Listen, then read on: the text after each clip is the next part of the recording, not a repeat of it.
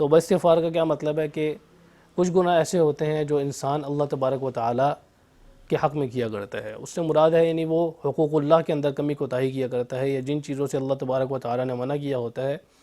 ان کے اندر جو ہے وہ کمی اس کی رہ جاتی ہے، اس کے اندر غلطی کوتاہی ہو جاتی ہے، تو اس کی توبہ تو اللہ تبارک و تعالیٰ سے ہے۔ باقی توبہ کے لیے 3 شرائط عموماً محدثین نے لکھی ہیں۔ امام نووی نے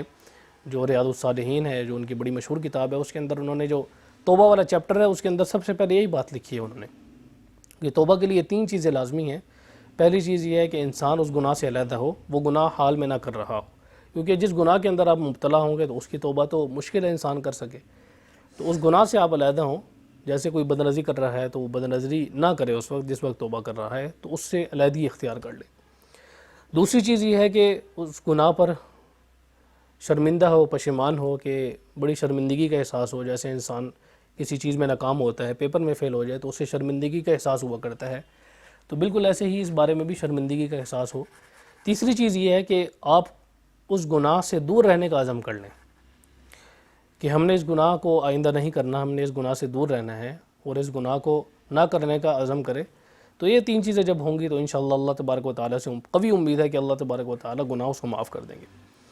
باقی کچھ گناہ ایسے ہوتے ہیں کہ جو گناہ بندوں کے حق میں ہوتے ہیں،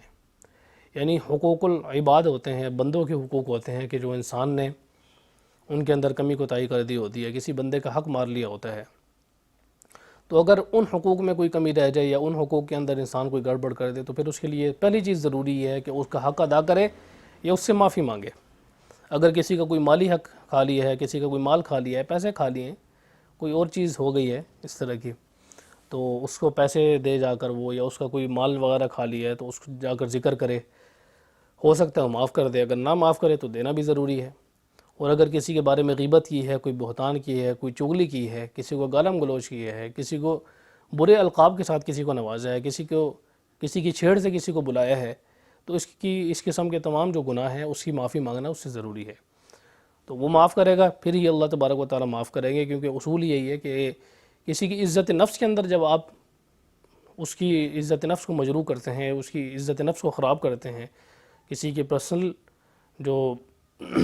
رسپیکٹ ہے اس کو مجروح کرتے ہیں شرعی لحاظ سے، اس کی بڑی اہمیت ہے، تو اس کی بھی معافی مانگنا ضروری ہے حقوق العباد کے لیے۔